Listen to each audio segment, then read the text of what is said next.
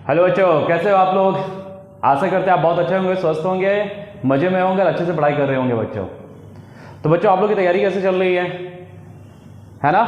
तो बच्चों, आप लोगों को मालूम है कि हम जो जैक एकेडमिक काउंसिल मतलब झारखंड एकेडमिक काउंसिल जो मॉडल सेट पेपर दिया है बच्चों, इसका हम लोग पार्ट 1 कर चुके हैं, है ना।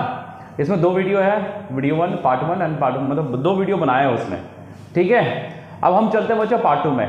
पार्ट 2 जो क्या है मेरा सब्जेक्टिव टाइप है। कैसा है क्वेश्चन, कैसा सेक्शन है मेरा, सब्जेक्टिव है, ठीक है। तो अब इसमें हम लोग किसका बनाने वाले, मैथमेटिक्स का भी वो आपको डिस्कस करने वाले हैं। तो ये सब्जेक्टिव क्वेश्चन है, पार्ट 2 कैसा है, सब्जेक्टिव है बच्चों। टाइम क्या है, 1.5 घंटे का है। टाइम कितना, 1.5 घंटे का। मार्क्स कितना टोटल, 40 मार्क्स है, ठीक है। तो इस पेपर में टोटल कितने सेक्शंस होंगे बच्चों, इस पेपर में टोटल 3 सेक्शन होंगे, ए, बी एंड सी। क्लियर है। सेक्शन ए में कितने क्वेश्चन है, 7 क्वेश्चन है। करना कितना है, 5 क्वेश्चन करना है। हर एक क्वेश्चन का वेटेज कितना है, 2 मार्क्स का। हर एक क्वेश्चन का वेटेज कितना है बच्चों, 2 मार्क्स का है, ठीक है ना। सेक्शन बी, इसमें भी 7 क्वेश्चन आएंगे। करना कितना है, 5 क्वेश्चन करना है। हर एक क्वेश्चन का वेटेज कितना होगा, 3 मार्क्स का होगा। सेक्शन सी, ये भी, इसमें भी कितने क्वेश्चन है, 5 क्वेश्चन है। करना कितना है, 3 क्वेश्चन करना है। हर एक क्वेश्चन का वेटेज कितना है, 5 मार्क्स का बच्चों, ठीक है ना। तो ये आपका मतलब क्वेश्चन का परफॉर्म मतलब क्वेश्चन का ये रहा बच्चों कि कैसा क्वेश्चन आएगा, टाइप कैसा आपका सेक्शन आएगा, है ना। तो ये सेक्शन आपका हुआ पार्ट 2 का, सब्जेक्टिव का। और टाइम थोड़ा देख लीजिए, आप लोग के हिसाब से मेरे ख्याल से कम है, 1.5 घंटे का है। तो थोड़ा देखिएगा आप लोग, है ना, थोड़ा स्पीड कीजिएगा, नहीं तो हो सकता है क्वेश्चन आपका छूट जाए। तो चलिए हम लोग स्टार्ट करते हैं बच्चों, क्वेश्चन का डिस्कशन स्टार्ट करते हैं। चलिए आइए हम लोग देखते हैं, हाँ ठीक है। चलिए आइए बच्चों देखते हैं ना। तो इसमें क्या है, सेक्शन ए खंड अ, ठीक है ना। तो इसमें लिखा हुआ if f of x, first question क्या है, if f of x equal to 8x cube and g of x equal to x की पावर 1/, मतलब cube root of x, find g of f, ठीक है ना। ये जी ऑफ एफ का मतलब क्या होता है बच्चों, देखो ये क्या है, कंपोजिट फंक्शन है, इसको हम लोग बोलते हैं कंपोजिट फंक्शन, है ना। तो जी ऑफ एफ का मतलब है बच्चों, ये लिखा है जी ऑफ एफ ऑफ एक्स, ये कुछ ऐसा लिखा है, ठीक है। हम लोग एफ ऑफ एक्स लिखते हैं ना, एफ ऑफ एक्स, है ना। तो यहाँ पे क्या है कि एफ ऑफ एक्स जी के अंदर है। यदि हम इसको गाड़ी चलाएं, देखो हम बताते हैं, देखो ये एक्स दिए, कैसे कैसे जाएगा, देखो एक्स, तो ये फंक्शन का डब्बा है, ठीक है। बाहर कितना निकला, एफ ऑफ एक्स निकला, क्लियर है। फिर अब एफ ऑफ एक्स किसके लिए इनपुट है, जी के लिए, ठीक है। तो बाहर कौन निकलेगा, बाहर निकलेगा जी ऑफ एफ ऑफ एक्स, इसको क्या बोलेंगे, जी ऑफ एफ, ठीक है। ये कुछ ऐसा है, ठीक है ना। अब इसका भी कंडीशन है कि ये जी ऑफ एफ कब एग्जिस्ट करेगा। तो जी ऑफ एग्जिस्ट कब, देखो हम ऐसे बता दे रहे हैं, जी ऑफ एफ एग्जिस्ट कब करेगा, जब जी का क्या डोमेन, जी का डोमेन और एफ का रेंज, जी का डोमेन एफ का रेंज, है ना, का इंटरसेक्शन जब एग्जिस्ट करे। मतलब ये जी ऑफ एफ एग्जिस्ट कब करे, जी ऑफ एक्स एग्जिस्ट व्हेन, है ना, क्या डोमेन ऑफ जी इंटरसेक्शन, है ना, रेंज ऑफ एफ क्या करे, एग्जिस्ट करे, तब क्या होगा, जी ऑफ एफ एग्जिस्ट करेगा, ठीक है ना। ये इसका कंडीशन है, क्लियर है। अब हम लोग को जी ऑफ एफ निकालना है, तो निकाल लेते हैं हम लोग, चलो। तो जी ऑफ एफ कैसे निकालेंगे, हमको निकालना है जी ऑफ एफ, ये क्या है बच्चा, g of f of x, clear है। और हमको मालूम है एफ ऑफ एक्स कितना है, तो जी ऑफ एक्स लिख, जी ऑफ एक्स कितना है मेरे पास, पहले देखिए, ये क्या, एक्स के पावर 1/3, क्लियर है। तो एक्स को रिप्लेस कर दो एफ ऑफ एक्स से, तो कितना हो गया बच्चों, ये हो गया g of f of x equal to, ये क्या हो गया, this is f of x, इसका पावर 1/3, ठीक है। और एफ ऑफ एक्स कितना है, 8x क्यूब, यहाँ पुट कर दो 8x क्यूब, इसका पावर कितना, 1/3। तो 8 का क्यूब रूट कितना होगा, 2, और x का क्यूब रूट, x क्यूब का क्यूब रूट कितना हो गया, x। This is the answer, ठीक है। कोई दिक्कत बच्चों, क्लियर है। एक बार आप लोग वीडियो को पॉज करके अच्छे से इसको देख लें, ठीक है। चलिए नेक्स्ट चलते हैं बच्चों। नेक्स्ट क्या है, क्वेश्चन नंबर 2। आइए क्वेश्चन नंबर 2 देखते हैं हम लोग बच्चों। क्वेश्चन नंबर 2 में क्या है, देखिए क्या लिखा है, prove that tan inverse of 2/11 plus tan inverse of 7/24 equal to tan inverse of half. आप लोगों को मैं बताया था बच्चों कि tan inverse of x plus tan inverse of y, ये क्या होगा, tan inverse of x plus y upon 1 minus x y. ये कब होगा, ये कब होगा, जब x भी पॉजिटिव हो, y भी पॉजिटिव हो। और दोनों का मल्टीपल क्या हो, लेस देन 1 हो। तो देखो यहाँ दोनों का मल्टीपल लेस देन 1 है, बिल्कुल है। 2/11 0.2, 7/25 25 ही ले लो ना, ठीक है, लगभग मोटा मोटी 0.2123 आएगा।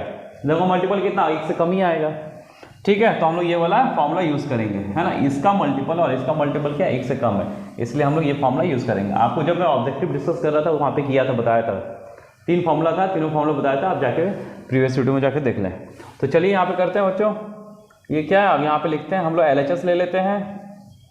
tan इनवर्स क्या है 2/11 प्लस ये क्या हो गया बच्चों, tan इनवर्स ऑफ 7/24। तो क्या हो गया, अब हम ये फॉर्मूला यूज़ कर लेते हैं, tan inverse of x plus y 2/11 plus 7/24 upon 1 minus 2/11 गुना 7/24। कोई दिक्कत, कोई दिक्कत बच्चों, ठीक है ना। देखिए अब बस इसको सॉल्व करना है थोड़ा। ये tan इनवर्स ऑफ ये कितना हो जाएगा 48 प्लस 77 अपॉन ये ऐसे ही रहने दीजिए, है ना, 11 × 24।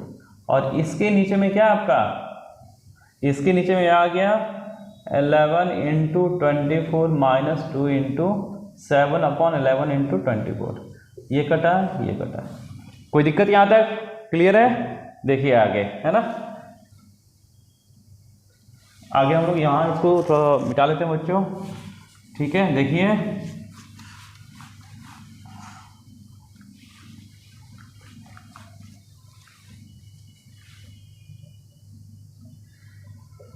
ठीक है बच्चों, देखिए तो कितना आ जाएगा ये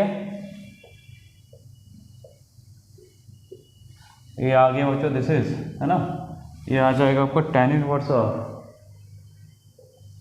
ये 48 था 5, है ना, 5 आएगा 12, 12, ठीक है। और नीचे कितना आ गया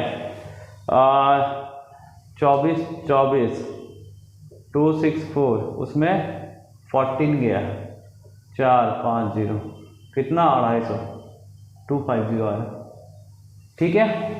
तो चलिए आप काटिए 25 से 5 बार में, 25 50, है ना, 25 5 बार में कटेगा ना, नहीं 25 अच्छा ये 10 बार में कटेगा बच्चों, ठीक है। फिर 5 1 5 2, तो कितना हो गया, this is tan inverse of half.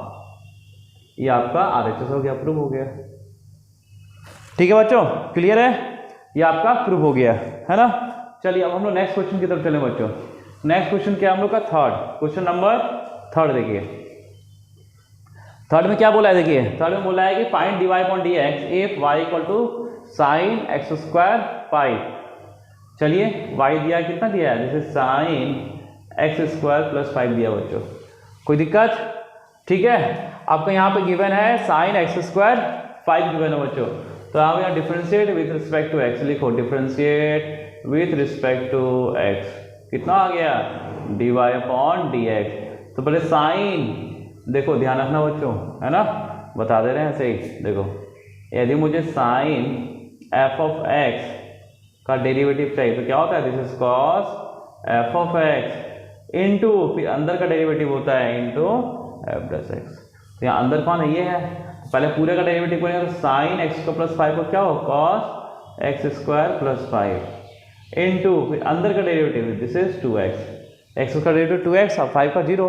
तो आगे क्या क्या बच्चों आ गया आपका, this is 2x cos of x² + 5, ठीक है। ये आपका आंसर आ गया। कोई दिक्कत बच्चों, चलिए हम लोग क्वेश्चन नंबर 4 में चले बच्चों। आइए 4 हम लोग यहीं कर लेते हैं, ठीक है। 4 हम लोग यहाँ करते हैं। तो 4 क्या है, find the rate of change of the area of a circle with respect to radius r when r equal to 4 centimetre. ये क्या बोल रहा है, सर्कल का जो रेडियस है, सर्कल का जो एरिया है, इसका रेडियस r दिया हुआ है, इसका एरिया क्या होता है सर्कल का, πr²। ये rate of change with respect to क्या बोल रहा है, r के रिस्पेक्ट में। यहाँ देखो बच्चों dy अपॉन dx का मतलब क्या होगा, rate of change of y with respect to x, x के रिस्पेक्ट में y को डिफ्रेंशिएट करना है। अब यहाँ पे एरिया को किसके रिस्पेक्ट में डिफ्रेंशिएट करना है, r के रिस्पेक्ट में। तो करो differentiate with respect to r, तो ये क्या हो गया dA upon dr equal to, ये क्या हो गया, दिस इज 2πr, ठीक है। अब r की वैल्यू कितना दिया बच्चों, 4, तो आंसर लिख लो, this is 2 pi into 4, that means this is 8 pi. 8 pi is your answer, है ना। इसको ऐसा लिखना, सेंटीमीटर स्क्वायर पर एरिया सेंटीमीटर स्क्वायर और रेडियस पर सेंटीमीटर, दैट मीन्स ये क्या 8 पाई सेंटीमीटर। क्लियर है, ये कितना आ गया 8 पाई centimetre, this is answer. Unit के साथ लिखना, यूनिट छोड़ देगा तो आधा मार्क्स कट जाएगा बच्चों। क्लियर है, तो चले अब हम लोग नेक्स्ट क्वेश्चन की तरफ चले बच्चों। यहाँ तक आई होप आप लोग को समझ में आ गया हो बच्चों, ठीक है। चलिए और नेक्स्ट क्वेश्चन की तरफ चलते हैं बच्चों। आइए बच्चों हम लोग नेक्स्ट क्वेश्चन देखते हैं, है ना। क्वेश्चन नंबर क्या है 5, देखिए क्वेश्चन नंबर 5, है ना। क्या लिखा है, इवैल्यूएट दिस। यहाँ पे क्या लिखा है बच्चों कि integration of root x minus 1/√x का होल स्क्वायर। तो इसको क्या करते हैं हम, पहले a माइनस बी का होल स्क्वायर है, इसको हम ब्रेक कर लेते हैं, ठीक है ना। देखिए तो a स्क्वायर कितना होगा, रूट एक्स का a square minus 2 into a into b, है ना, प्लस b स्क्वायर, प्लस क्या हो गया b स्क्वायर। इसको पहले कर लो, कितना हो गया, जैसे x माइनस ये तो कटा -2 प्लस 1/x। अब इसका इंटीग्रेशन करना है बच्चों आपको, तो हो गया x का इंटीग्रेशन x²/2 माइनस 2 का इंटीग्रेशन 2x, और ये क्या है 1/x। किसका इंटीग्रेशन होगा 1/x का integration, this is log of x, log of x, और ये कांस्टेंट के दे दो, दिस इज आंसर। ठीक है बच्चों, क्लियर है। चलिए हम लोग क्वेश्चन नंबर 6 कर लेते हैं बच्चों, है ना। क्वेश्चन नंबर 6 में क्या लिखा, if A line makes equal angle लिखा हुआ है with x axis y axis and z axis, find its direction cosine. Direction cosine लिखना है बच्चों। बोला कोई लाइन है x के साथ उतना ही बना रहा है, y के साथ उतना बना रहा है, z के साथ भी उतना एंगल, सबका एंगल इक्वल है। दैट मीन्स ये अल्फा है, ये बीटा है, ये गामा है, तो alpha equal to beta equal to gamma equal to हम लोग थीटा मान लेते हैं। कोई दिक्कत, हम लोग को ये मालूम है बच्चों कि cos square alpha plus cos square beta plus cos square gamma कितना होता है 1 होता है ना, ये पढ़े हैं ना हम लोग डायरेक्शन कोसाइन में। और यहाँ पे L कितना होता है, L equal to cos alpha, M क्या होता है बच्चों, दिस इज कॉस बीटा, और N होता है कॉस गामा। क्लियर है, ये x एक्सिस के साथ बना रहा है, ये y एक्सिस के साथ एंगल, और ये z के साथ एंगल, जो भी एंगल बना रहा होगा वो। क्लियर है, तो यहाँ पे देखो बच्चों, तो यहाँ पे क्या है, सब इक्वल है, सब थीटा। तो यहाँ हो गया, क्या हो गया, ये हो गया cos square theta plus cos square theta plus cos square theta equal to 1। तो क्या हो गया, this is 3 cos square theta equal to 1, यानी cos थीटा कितना हो गया बच्चों, दिस इज 1/√3। ठीक है, 1/√3। हम लोग प्लस माइनस केवल क्या लेंगे, प्लस लेंगे, क्योंकि हम लोग को एक्यूट एंगल देखना है बच्चों, इसलिए हम यहाँ पे क्या लेते हैं, केवल cos थीटा इक्वल टू 1/√3। तो यही हो गया। तो यहाँ पे क्या हो गया, cos थीटा 1/√3, तो सब थीटा इक्वल है, तो cos थीटा भी क्या होगा, सबके लिए इक्वल, ये भी cos theta cos theta cos theta. तो यहाँ पे डायरेक्शन कोसाइंस कितना हो गया बच्चों, यहाँ पे L equal to M equal to N equal to क्या हो गया 1/√3, दिस इज आंसर। ठीक है, क्योंकि सबका एंगल इक्वल है ना, वो जो लाइन है सबके साथ इक्वली इंक्लाइंड है, इक्वली सबके साथ एंगल बना रहा है, तो वहाँ पे सबका उस लाइन का जो डायरेक्शन कोसाइंस होगा L, M और N सब क्या होगा, इक्वल होगा बच्चों। क्लियर है, चलिए हम लोग क्वेश्चन नंबर 3 की तरफ चलते हैं बच्चों। आइए क्वेश्चन नंबर हम लोग 3 देखते हैं। ठीक है, देखिए यहाँ पे क्या बोला बच्चों, क्वेश्चन नंबर 3 में पी ए इंटरसेक्शन बी निकालना है। 2PA equal to PB equal to 5/13 दिया है, PA when B is happen दिया है 2/5। तो हम लोग को मालूम है बच्चों, देखिए हम लोग को ये मालूम है कि P probability of A when B is already happened equal to, ये होता है P A इंटरसेक्शन B बच्चों अपॉन होता है this is P of B। तो मुझे ये निकालना है, तो P A इंटरसेक्शन B कितना आ गया बच्चों, this is PB into PA/B, है ना। तो PB कितना है बच्चों, दिस 5/13 इंटू PA कितना है, अच्छा PA तो जरूरत नहीं है ना, PA/B कितना 2/5 दिया बच्चों, दिस इज 2/5, 5 कटा, your answer 2/13, this is answer. ठीक है बच्चों, आई होप आप लोग को ये समझ में आ रहा है बच्चों। और तो ये पार्ट ए हम लोग का खत्म हो गया बच्चों, ठीक है ना। और जो बच्चा अभी तक सब्सक्राइब नहीं किया वो सब्सक्राइब कर ले बच्चों, है ना। चैनल को जरूर सब्सक्राइब करें, लाइक करें, कमेंट करें और अपने दोस्त के बीच में शेयर करें बच्चों, क्योंकि ये इंपॉर्टेंट इंफॉर्मेशन है बच्चों, है ना, या जो भी चल रहा है ना, आपके दोस्तों के लिए भी ये क्या होगा, आपके दोस्तों के लिए भी यूजफुल होगा, तो आप दोस्तों के बीच में शेयर करें बच्चों। ठीक है, चलिए आइए हम लोग नेक्स्ट सेक्शन पे चलते हैं बच्चों। आइए बच्चों हम लोग देखते हैं नेक्स्ट क्वेश्चन, है ना, क्या लिखा है, by using the properties of determinant so that this equal to a b c, ये प्रूव करना है, this equal to this prove करना है। ठीक है ना, तो आइए देखते हैं बच्चों, इसका मतलब क्या है, ए बी सी से मल्टीप्लाई करो तो क्या आएगा, a b c plus a b c upon a, b c बनेगा, प्लस फिर a b c upon b, c a बनेगा, plus a b c upon c, a b बनेगा। या आप ये प्रूव करो, नहीं तो आप ये प्रूव करिए, है ना। तो चलिए हम लोग देखते हैं बच्चों। देखिए बच्चों, इसमें हम लोग एडिशन प्रॉपर्टी यूज़ कर लेंगे, है ना। देखिए हम LHS से चल रहे हैं, आप लोग को ये मालूम होना चाहिए। मैं सिंपल एक एग्जांपल देता हूँ, जैसे 1 प्लस, जैसे यहाँ पे a प्लस बी दिया हुआ है, ठीक है, यहाँ c है, यहाँ x है, यहाँ y है। सपोज यदि मुझे इसे लिखना है तो कैसे लिखेंगे, देखो कैसे लिखेंगे बच्चों, पहले a लिखेंगे, है ना, a, देखो हम लोग ऐसे लिखते हैं इसको, यहाँ भी 2 टर्म बना लेते हैं, कुछ नहीं है, तो यहाँ पे हम लोग 2 टर्म बना लेंगे।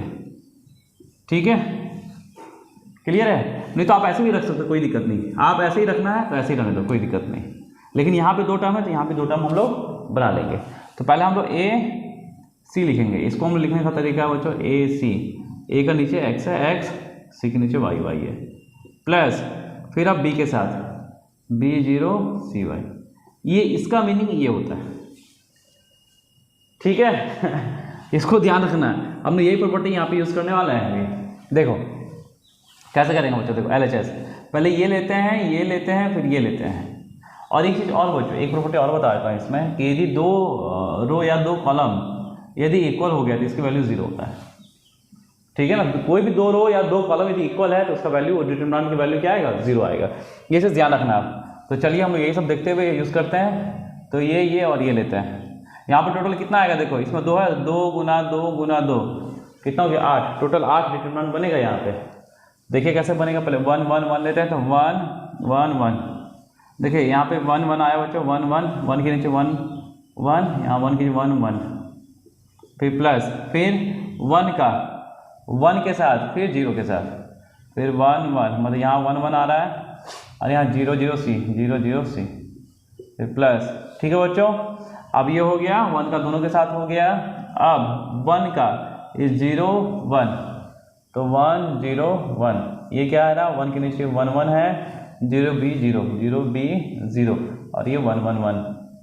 ठीक है, फिर 1 0 1 हो गया, फिर 1 0 0। क्लियर है, समझ में आ रहा है ना, 1 0 0, तो यहाँ 1 1 आ गया बच्चों, 0 के नीचे क्या है b, फिर 0, फिर 0 c। देखो इसमें 4 बन गया। अब हम लोग ये हो गया 1 के साथ, इस लोग के साथ हो गया पूरा। अब हम लोग a को उठाएंगे, a 1 1 प्लस a 1 1, a के नीचे क्या है, 0 है 0, a के नीचे 0 है 0, 1 के नीचे 1 1 1 है 1 1, b के नीचे 1 के नीचे 1 1 है, प्लस। ठीक है, ये हो गया। अब ये और ये, तो a 1 0, a के नीचे 0 0 है बच्चों, 1 के नीचे 1 1 है, 0 0, और यहाँ c है। ठीक है, फिर प्लस, अब इसका इसके साथ हो गया, अब इसका इसके साथ, तो a 0 1 0 0 है ना, b 0 1 1, प्लस अब इसका इसके साथ हो गया, अब इसके साथ। ठीक है, तो a 0 0 चलेगा, फिर यहाँ पे 0 0 है बच्चों, फिर b हो गया 0 हो गया, 0 0 c हो गया। क्लियर है, ये वैल्यू आ गया बच्चों। देखो अब किसका वैल्यू 0 होगा, सुनना, यहाँ पे 2 रो क्या है, इक्वल है, तो इसका वैल्यू कहाँ गया, ये 0 जाएगा। यहाँ भी 2 रो इक्वल है, इसका वैल्यू कहाँ जाएगा, 0 जाएगा। यहाँ भी 2 कॉलम इक्वल है, सॉरी यहाँ भी 2 कॉलम इक्वल है तो 0, यहाँ भी 2 कॉलम है तो इसका वैल्यू कहाँ जाएगा, 0। ठीक है बच्चों, फिर देखिए यहाँ पे 2 कॉलम इक्वल है तो इसका वैल्यू कहाँ गया, 0, और कोई नहीं। अब वैल्यू रखना स्टार्ट करो बच्चों। ठीक है, चलिए हम लोग इसका वैल्यू हम लोग यहाँ पे लिखते हैं। देखिए आइए, तो पहले हम लोग इसका वैल्यू लिखें, तो कितना आएगा बच्चों, 1 के रिस्पेक्ट में कितना आएगा, BC, और ये 0, तो फर्स्ट क्या खुलेगा मेरा, केवल BC खुलेगा, फिर प्लस ये दिख रहा है ना, ओपन करना आता है ना बच्चों आपको, इसका मल्टीप्लाई, क्योंकि ये 0 0 के साथ सब 0 हो जाएगा, तो 1 के साथ केवल करेंगे BC माइनस 0, तो BC आ गया। सेकेंड चलो यहाँ चलो बच्चों देखो, तो यहाँ पे हम लोग किसके अगेंस्ट में ओपन करते हैं बच्चों, देखो हम लोग इधर से ओपन करते हैं, ठीक है। यहाँ पे 2 टर्म 0 देखो, तो यहाँ से A ओपन करेंगे तो क्या बनेगा, ये आएगा C, दिस इज AC आएगा बच्चों, क्लियर है, ठीक है।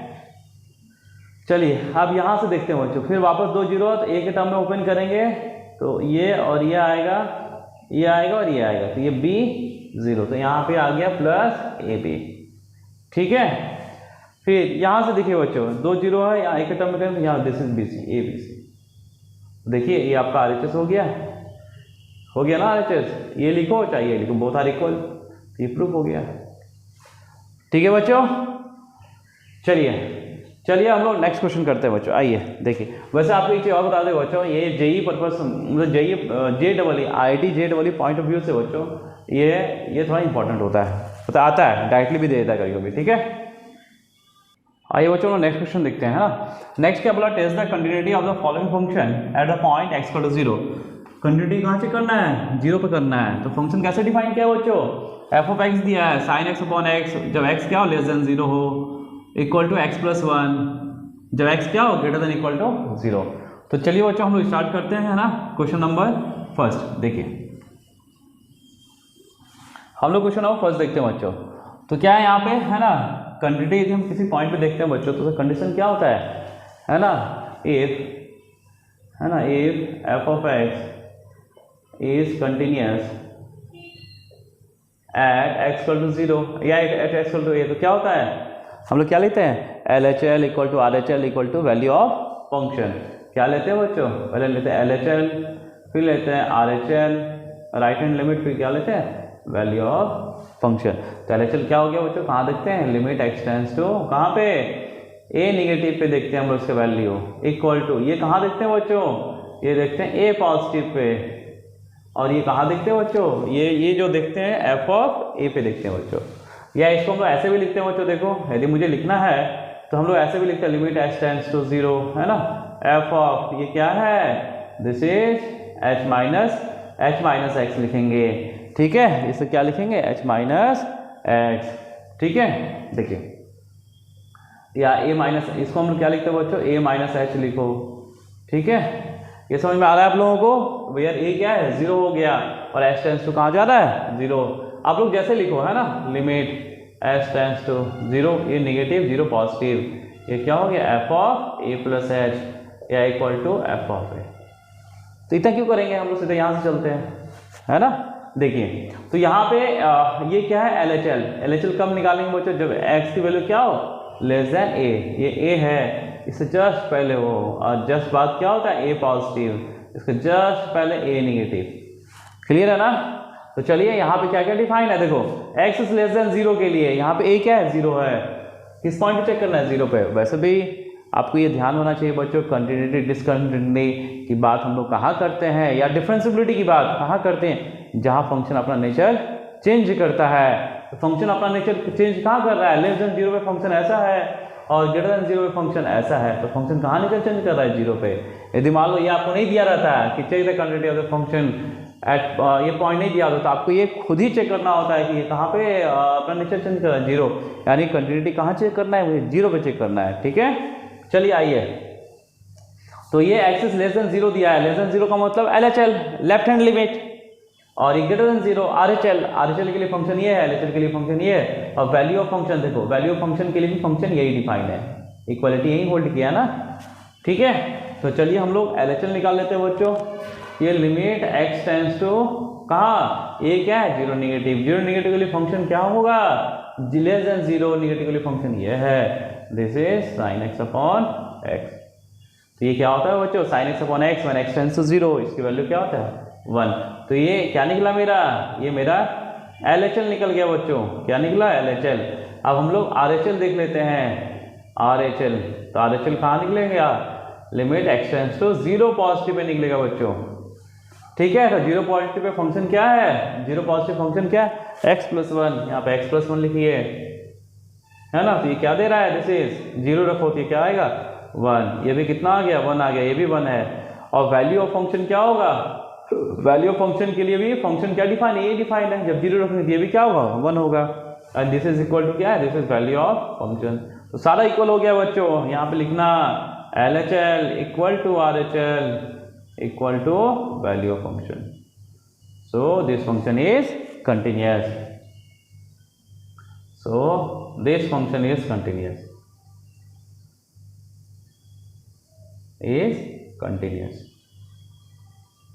ठीक है बच्चों, आप लोग ऐसा लिखोगे, ठीक है। चलिए आइए हम लोग नेक्स्ट करते हैं ना, क्वेश्चन नंबर 10 देखिए। क्वेश्चन नंबर 10 क्या है, ये लिखना है बच्चों, है ना। This is 3x upon 3x plus 5 upon x cube minus x square minus x plus 1, ठीक है। तो चलिए यहाँ पे कुछ कॉमन निकालते हैं बच्चों, है ना। 3x प्लस 5 अपॉन, यहाँ पे एक्स स्क्वायर कॉमन है, निकाल लीजिए, बना x माइनस 1, यहाँ माइनस 1 कॉमन है, निकाल लीजिए, बना x माइनस 1। तो ये कुछ कैसा बन गया बच्चों, this is 3x plus 5 upon, ये आ गया x square minus 1 into x minus 1, ठीक है बच्चों, क्लियर है। तो चलिए देखिए थोड़ा और देख लीजिए बच्चों, है ना। ये कितना आएगा, ये जैसे आ गया 3x प्लस 5, ये क्या है एक्स स्क्वायर माइनस 1 कितना होता है, ये होता है x plus 1 into x minus 1, clear है। तो इसको हम ब्रेक कर रहे हैं तो क्या हो गया, दिस इज x प्लस 1 और x माइनस 1 आएगा, तो x माइनस 1 2 टाइम्स हो गया, इसका x माइनस 1 इसका x माइनस 1, x माइनस 1 का होल स्क्वायर।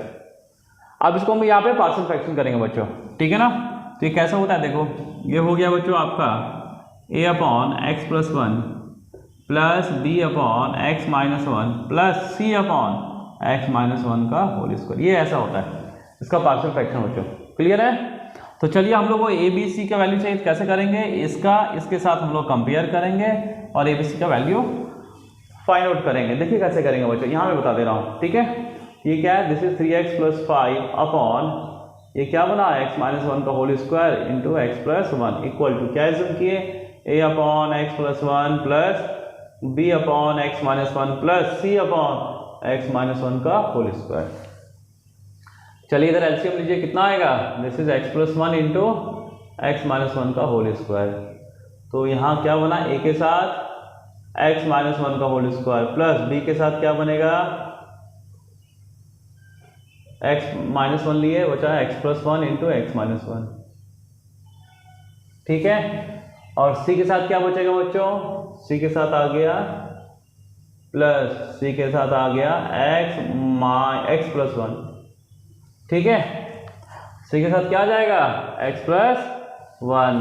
तो चलिए इसको देखते हैं, तो ये और ये कैंसिल आउट हो गया बच्चों, इधर क्या बचा, इधर 3x प्लस 5, उधर देख लो क्या बचेगा, ये बचा, इसको ओपन करो, x square minus 2x plus 1 plus b के साथ x square minus 1 plus c के साथ cx प्लस c, ये आएगा बच्चों, है ना। आप कंपेयर करना बोथ साइड, पहले एक्स का कोएफिशिएंट एक साथ करो, एक्स का कोएफिशिएंट a है, यहाँ एक्स का कोएफिशिएंट b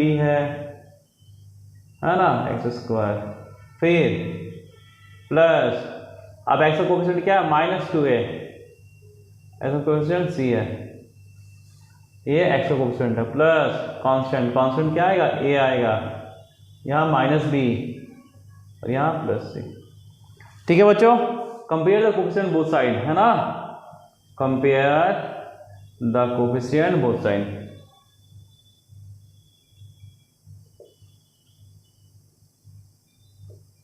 तो बताओ बच्चों, एक्स का इधर एक्स का कोएफिशिएंट क्या, a प्लस बी, उधर कुछ है नहीं है, तो यहाँ से a प्लस बी कितना आ गया 0, ठीक है। फिर एक्स का कोएफिशिएंट या माइनस 2a प्लस c है, इधर 3 है, minus 2a plus c equal to 3 हो गया बच्चों।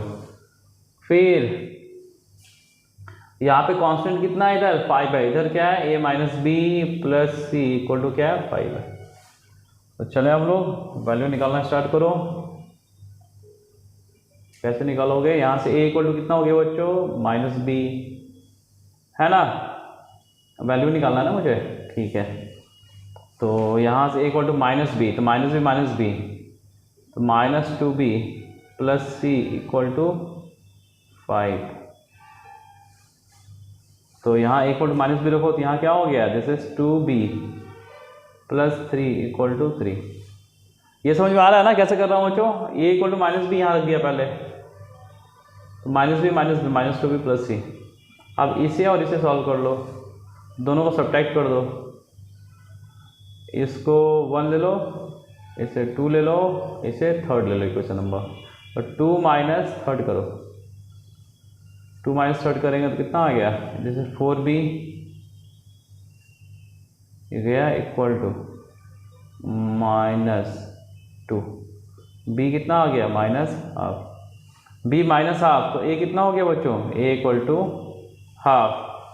ठीक है, तो c कितना आ गया, c equal to 5 minus plus 2b, तो 5 माइनस 1 दैट इज 4, c कितना आ गया 4 आ गया। तो मेरा यहाँ पे ये कितना आ जाएगा बच्चों, है ना, a b c का वैल्यू आ गया कितना, हाफ माइनस हाफ एंड 4, यहाँ पे रख देते हैं हम लोग। ठीक है, यहाँ तो कोई दिक्कत बच्चों है ना, थोड़ा कैलकुलेटिव है, घबराने वाला बात कोई नहीं है बच्चों इसमें। ठीक है ना, पार्शियल फ्रैक्शन थोड़ा सा था, यहाँ पे रख दो वैल्यू, a का value half x plus 1, b का value minus half x minus 1, c का वैल्यू 4 x माइनस 1 का होल स्क्वायर dx। अब इंटीग्रेट कर लो, ये कितना आएगा, this is log of x plus 1, ये माइनस हाफ है ऑलरेडी, ये भी कितना आएगा बच्चों, this is log of x minus 1 plus 4, ये कितना आ गया बच्चों, है ना। देखो इसको कैसे करेंगे, देखो ये क्या है, कुछ ऐसा है, देखो x माइनस 1 का पावर -2 है dx।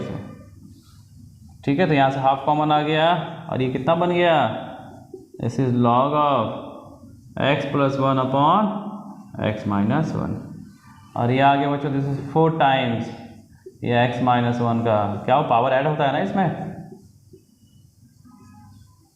प्लस सम कांस्टेंट के, तो ये हो गया half log of x plus 1 upon x minus 1 plus -1, ये कितना हो जाएगा -4 upon x minus 1 plus some constant k, this is the answer. ठीक है बच्चों, थोड़ा सा कैलकुलेटिव था, नो डाउट कैलकुलेटिव था, लेकिन आसान था बच्चों, कुछ करना नहीं पड़ा, है ना। चलिए अब हम लोग क्वेश्चन नंबर 11 की तरफ रुक करते हैं बच्चों। आइए देखते हैं क्वेश्चन नंबर 11, चलिए देखते हैं बच्चों। ठीक है, चलिए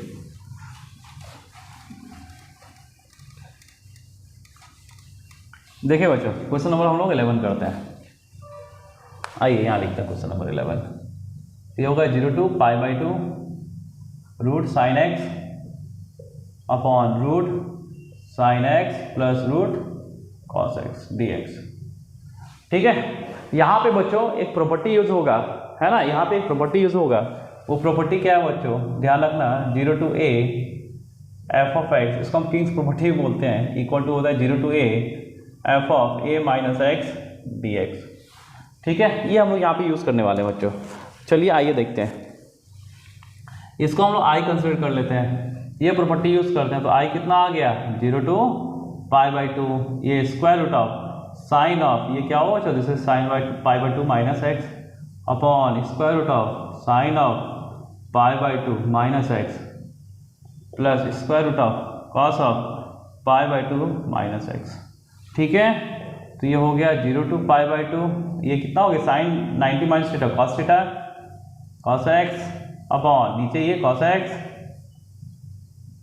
प्लस ये साइन एक्स। तो वापस देखो बच्चों, नीचे तो वही आ गया वापस, है ना, इसको फर्स्ट मान लो बच्चों। ठीक है, और इसे सेकंड मान लो, 1 + 2 कर लो बच्चों, क्लियर है। तो आई कितना आ गया, this is 2i equal to, limit वही है 0 to π/2। अब देखो बच्चों, नीचे सेम है तो ऊपर और ऊपर ऐड हो जाएगा, ऊपर क्या हो गया, this is sine x plus square root of cos x upon नीचे भी वही है sine x plus square root of cos x dx। ये कट के कितना हो गया 1, तो 0 to π/2 कितना आ गया 1 dx, एंड 2i कितना आ गया 1 dx, और dx का इंटीग्रेशन x होता है, और ये लिमिट पुट कर दो बच्चों, क्लियर है। तो लिमिट कितना हो गया, दिस इज π/2, ये क्या आया 2i इक्वल टू π/2, तो यहाँ से i कितना आ गया बच्चों, दिस इज π/2। 4। ये आपका आंसर हो गया। ठीक है, ठीक है बच्चों, यहाँ तो कोई दिक्कत। चलिए अब हम लोग नेक्स्ट क्वेश्चन की तरफ चलते हैं बच्चों।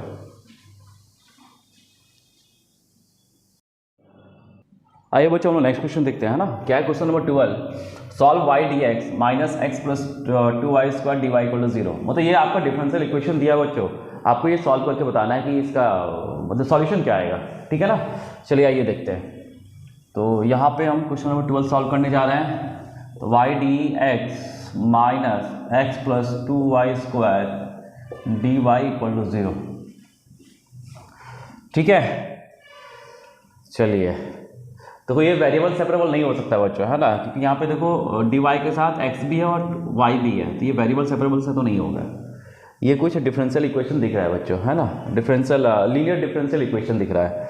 देखिए इसको हम लिखते हैं y d x equal to, इसको उठा के उधर ले जाओ, ये आ गया x plus 2y square d y. कोई दिक्कत? ठीक है, इस डी वाई को उठा के यहाँ ले आओ बच्चों, इस डी वाई को उठा के यहाँ ले आओ। तो y d x upon d y equal to, ये क्या दिख रहा है, एक्स प्लस 2y स्क्वायर। कोई दिक्कत बच्चों? ठीक है ना। यहाँ पे देखो बच्चों, हम लोग जो लीनियर जो डिफरेंशियल इक्वेशन पढ़े बच्चों, मोस्टली ये पढ़े हुए हैं, है ना। क्या पढ़े थे हम लोग, d y upon d x plus p, है ना, p y equal to q, कुछ ऐसे ही पढ़े हुए हैं ना। लेकिन यदि यहाँ पे हमको दिख रहा है d x upon d y बनता हुआ दिख रहा है बच्चों, यानी यहाँ पे क्या है, यहाँ पे मेरा p और q क्या है, मेरा फंक्शन ऑफ x है। p और q क्या होगा, मेरा फंक्शन ऑफ x होगा। लेकिन यहाँ पे क्या दिख रहा है, अच्छा हम लोग इसको एक और टर्म लेते हैं, एक और हम लोग फॉर्मेट लेते हैं dx अपॉन dy का, प्लस यहाँ पे क्या होता है, यहाँ होता है px, यहाँ y था, यहाँ y था, px इक्वल टू q। यहाँ पे p और q क्या होगा बच्चों, यहाँ पे पी क्यू होगा मेरा फंक्शन ऑफ वाई, यहाँ पे क्यू क्या होगा, फंक्शन ऑफ वाई। तो यहाँ पे कुछ ऐसा ही इस फॉर्मेट में बनता हुआ दिख रहा है बच्चों यहाँ पे। ठीक है, तो चलिए आइए हम लोग देखते हैं, तो यहाँ पे क्या लिखा हुआ बच्चों, y d x upon d y equal to x plus 2y square. तो हम लोग क्या करते हैं कि एक्स है, एक्स को उधर उठा के इधर लाओ, x d x upon d y minus x equal to 2y square, y से डिवाइड दे दो बच्चों। तो d x upon d y plus इसको minus 1 upon y into x लिख सकते हैं, वाई से डिवाइड दे दिए बच्चों, इक्वल टू 2y।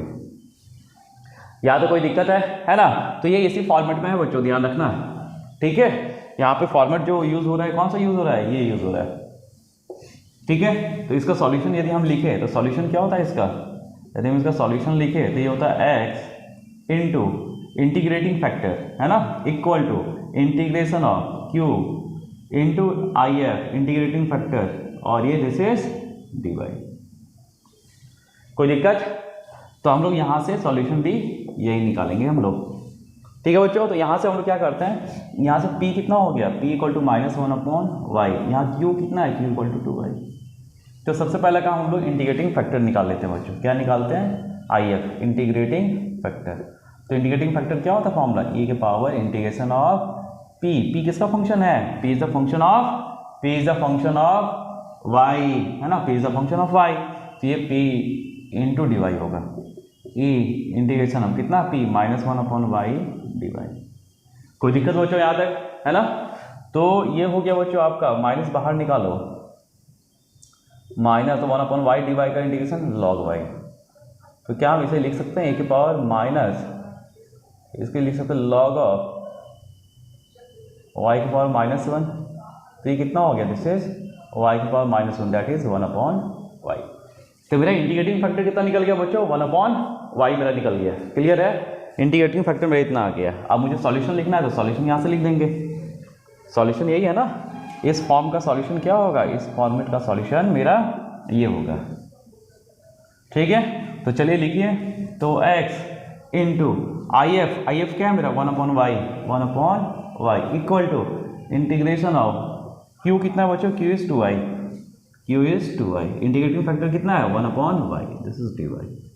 तो इधर से कितना आ गया बच्चों, y कैंसिल, 2 इसका integration 2y plus some constant k। तो ये आ गया x अपॉन वाई, है ना, equal to 2y plus k। x को इसको यदि उठा के लाओगे इधर तो ले आओ, दिस इज द आंसर। ठीक है बच्चों, कोई दिक्कत यहाँ तक है ना। यहाँ पे आप ध्यान रखना है कि यहाँ पे हम लोग जैसे ऐसे पढ़ते हैं ना dy अपॉन dx वाला फॉर्मेट, मोस्टली हम लोग यही यूज़ करते हैं, लेकिन आपको ये भी ध्यान रखना होगा कि dx अपॉन dy में आ जाए तो हम लोग कैसे इसको सॉल्व करेंगे। तो ये फॉर्मेट वही था, ठीक है।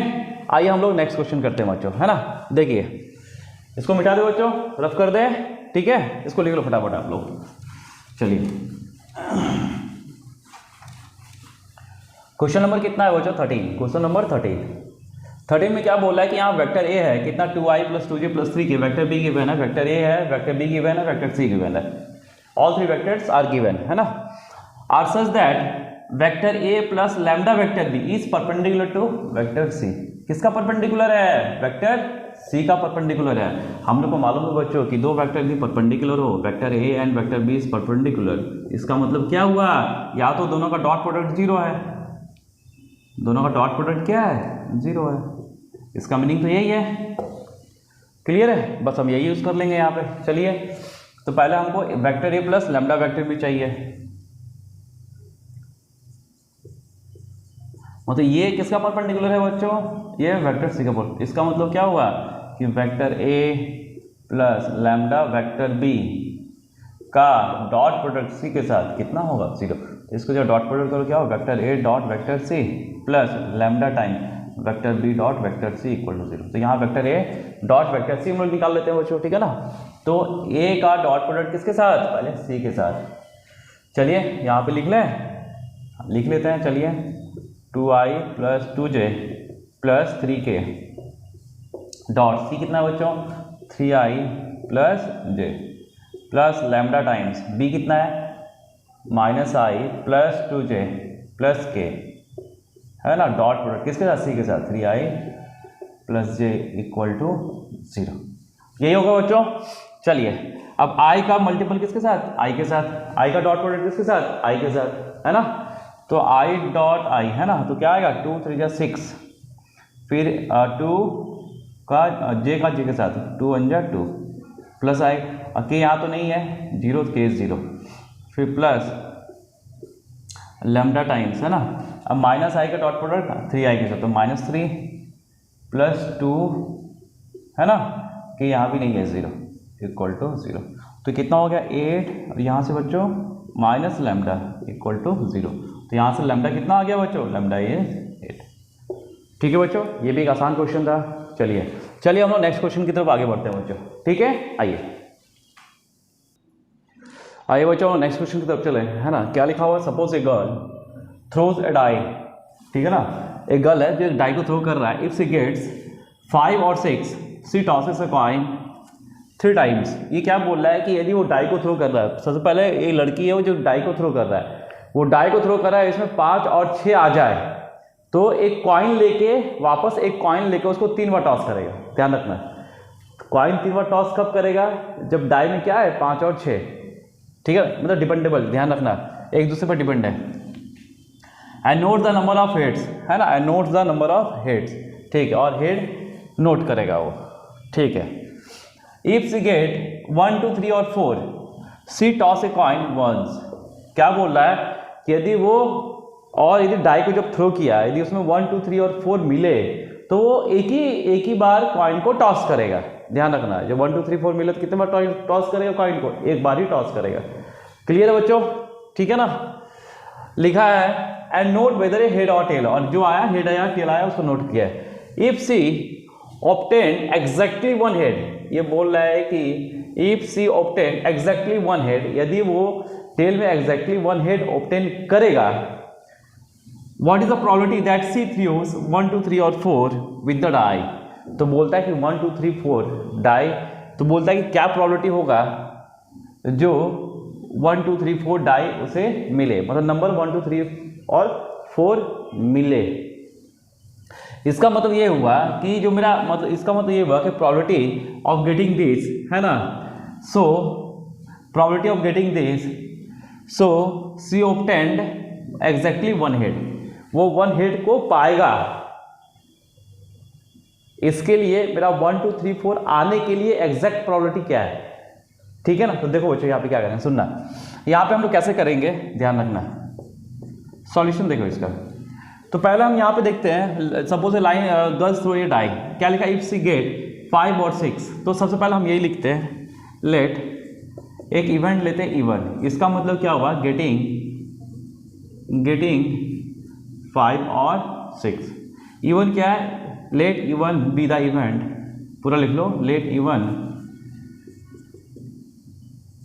B the event of getting 5 और 6, या ऐसे करके लिख लो, डैश करके। इवन क्या है, B the event of getting 5 और 6।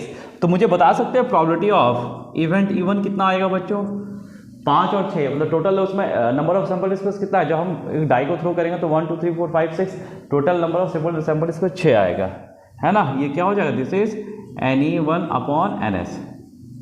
तो मेरा फेवरेबल आउटकम क्या है, 5 और 6, मतलब 2 है, और NS कितना है, 6 है, तो कितना आगे बच्चों, 1/3।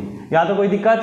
अब आगे देखिए, C tosses a coin 3 times and C tosses a coin 3 times, note the number of head and tail. ठीक है, इसका यूज हम लोग बाद में करेंगे बच्चों, क्लियर है। आगे देखिए, सी गेट्स 1 2 3 और 4, तो अब यहाँ पे एक इवेंट और लेते हैं E2, है ना, B the event of getting कितना, 1 2 3 और 4। तो प्रोबेबिलिटी ऑफ इवेंट E2 कितना हो जाएगा, देखो वापस NE2 अपॉन NS। ठीक है, NE2 कितना, 4 फेवरेबल आउटकम है, 4/6, तो 2/3। यहाँ तो कोई दिक्कत हुआ बच्चों, ठीक है।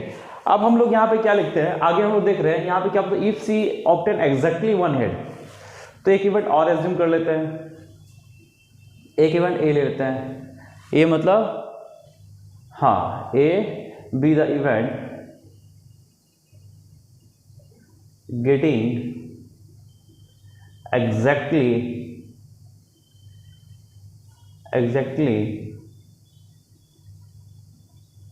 1 हेड। क्या एक हेड मिलना चाहिए, अब देखो एग्जैक्टली 1 हेड 2 कंडीशन में मिलेगा, 2 कंडीशन में मिलेगा। पहला कंडीशन क्या है, जब वो कॉइन को 3 बार फेंके, जब कॉइन को 3 बार थ्रो करे, है ना। और दूसरा इवेंट, दूसरा कब मिलेगा, जब कॉइन को वो 1 बार टॉस करे। ये बार बोला कॉइन को कितने बार टॉस करे, 3 बार, एक बार बोला कॉइन को कितने बार टॉस करे, 1 बार। तो यहाँ पे इसका मतलब हेड डिपेंड है, हेड डिपेंड है कि हम कॉइन को कितने बार, मतलब एक हेड जो हमको मिलेगा बच्चों, वो या तो कॉइन को 3 बार टॉस करने के बाद मिलेगा, या तो एग्जैक्टली 1 कॉइन टॉस करने के बाद मिलेगा। अब देखो जो 3 कॉइन को जब हम टॉस करेंगे तो वो किस पे डिपेंड है, वो डिपेंड है इसमें कि मुझे 5 और 6 मिल रहा है कि नहीं मिल रहा है डाई से, है ना। इसका मतलब हम ये लिख सकते हैं क्या बच्चों कि probability of getting exactly 1 head when है ना, डाई when we get 5 और 6, तो we get 5 और 6 क्या है, when इवेंट यदि इवेंट ऑलरेडी हैपेंड है, क्योंकि 3 बार डाई हमको 3 बार हमको कॉइन टॉस कब करेंगे, जब मेरा 5 और 6 आए। इसका मतलब probability of getting exactly 1 head when, है ना, इवन क्या है, व्हेन गेटिंग 5 और 6 already, and this is equal to, समझ में आ रहा कि नहीं आ रहा बच्चों, ठीक है। तो अब इस कंडीशन में हम कितने बार हम इसको टॉस करेंगे कॉइन को, 3 बार। कितने बार टॉस करेंगे, 3 बार। अब मुझे एग्जैक्टली 1 हेड चाहिए, तो मेरा जो नंबर ऑफ मेरा जो फेवरेबल आउटकम है बच्चों, फेवरेबल आउटकम्स, वो क्या आएगा, हम कितने बार कॉइन को टॉस कर रहे हैं यहाँ पे, 3 बार, तो क्या क्या आएगा बच्चों, देखो head head head tail, head tail head, क्या चाहिए मुझे, एग्जैक्टली 1 हेड चाहिए ना, एग्जैक्टली 1 हेड चाहिए। तो head tail tail tail head tail tail head tail, फिर टेल टेल हेड, ये मेरा फेवरेबल आउटकम होगा, टेल टेल हेड, ये मेरा फेवरेबल आउटकम होगा। और नंबर ऑफ सैंपल स्पेस कितना होगा, 8, तो 3 बार कॉइन टॉस कर रहे हैं, है ना। तो क्या हो, नंबर ऑफ सैंपल स्पेस यहाँ पे 8 हो गया, और मुझे मेरे जो फेवरेबल आउटकम्स कितना है, 3 है। तो ये हो गया बच्चों 3/8। यहाँ तो कोई दिक्कत। फिर वापस देखो, अब हम लेते हैं कि जब हम एक बार ही कॉइन को टॉस किया और मुझे एग्जैक्टली 1 हेड मिला, तो ये probability of getting exactly one hit when event E2 is happened, already happened. E2 event happen होने का मतलब क्या है कि मेरे पास क्या आ रहा है डाई में 1 2 3 और 4 आ रहा है। उस केस में हम कॉइन को कितने बार टॉस करेंगे? एक ही बार। तो कॉइन को जब एक बार टॉस करेंगे या तो हेड आएगा नहीं तो टेल आएगा, तो दोनों का प्रोबेबिलिटी कितना होगा? हाफ और हाफ। एग्जैक्टली 1 हेड आने का प्रोबेबिलिटी हाफ होगा और एग्जैक्टली 1 टेल आने का भी प्रोबेबिलिटी कितना होगा? जो हाफ होगा। तो ये क्या हो गया? This is half. यहाँ तो कोई दिक्कत बच्चों? चलिए अब हम लोग देखते हैं बच्चों थ्योरम, है ना, बेस का थ्योरम मालूम है।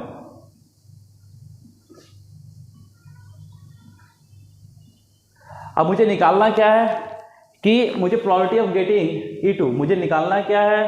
मुझे निकालना है बच्चों यहाँ पे वी हैव टू फाइंड, है ना, मुझे क्या निकालना है? प्रोबेबिलिटी ऑफ, है ना, E2 when exactly 1 head happened. That means exactly 1 head मतलब A, मतलब निकालना है probability of E2 when exactly 1 head already getting. This is equal to, है ना, ये मुझे निकालना है। ठीक है, तो अकॉर्डिंग टू बेस थ्योरम हम लोग देख लेते हैं बच्चों क्या आएगा। बेस थ्योरम के अकॉर्डिंग क्या आता है देखो, तो क्या है? Probability of E2 when A is already happened equal to, ये होगा बच्चों, this is probability of E2, है ना, into probability of A when E2 is already happened upon, फिर वापस ऊपर वाला ही लिख दो, two when already happened plus, अब एक इवेंट और है P1 Pe1, probability of E1 into probability of, है ना, A when E1 is already happened. ठीक है बच्चों, अब क्या करेंगे? सबका वैल्यू यहाँ पे लिख दो, है ना। चलो प्रोबेबिलिटी ऑफ E2 क्या है? कहाँ गया प्रोबेबिलिटी ऑफ E2? यहाँ पे है 2/3 into probability of A when E2 is already happened, A when E2 is already happened half है, यहाँ भी वही है बच्चों 2/3 into 1/2 plus probability of E1 कितना है? 1/3 into probability of A upon E1 कितना होगा बच्चों? ये है 3/8। जब हम इसे सॉल्व करेंगे बच्चों तो 2 2 कटेगा, यहाँ भी 2 2 कटा, 3 3 कटा बच्चों, ये आता है बच्चों मेरा 8/11, ये मेरा आंसर आता है। आप लोग इसको पैच कर देना, ठीक है। तो ये आपका बेस थ्योरम का एप्लीकेशन हो गया बच्चों, ठीक है, इसको ध्यान रखना बच्चों, ठीक है। चलिए आइए हम नेक्स्ट क्वेश्चन करते हैं बच्चों। आपको इसमें कहीं कोई दिक्कत हो रहा हो तो वापस वीडियो को पॉज करें बच्चों और वापस इसको समझें और खुद से एक बार कर ले तुरंत, तो फिर ये बिल्कुल क्लियर हो जाएगा, ठीक है। चलिए हम नेक्स्ट क्वेश्चन की तरफ चलिए। यहाँ तो मेरे यहाँ पे बच्चों आपका ये पोर्शन भी खत्म, मतलब ए सेक्शन ए हो गया, सेक्शन बी हो गया, अब सेक्शन सी स्टार्ट करेंगे, ये सेक्शन बी भी खत्म हो गया बच्चों यहाँ पे। चलिए हम लोग सेक्शन से स्टार्ट करते हैं बच्चों, ठीक है, या हम लोग यहीं खत्म करें इसे? चलिए हम लोग इसको यहीं खत्म करते हैं बच्चों, है ना। सेक्शन सी हम लोग नेक्स्ट वीडियो में देखते हैं, ठीक है। तब तक बच्चों आप लोग अच्छे से रहिए, पढ़ाई करते रहिए और चैनल को जरूर सब्सक्राइब करें, है ना, लाइक करें, शेयर करें, अपने दोस्तों के बीच में जरूर इसे बताएं बच्चों, ठीक है बच्चों। चलिए बाय, टेक केयर, जय हिंद बच्चों, बाय।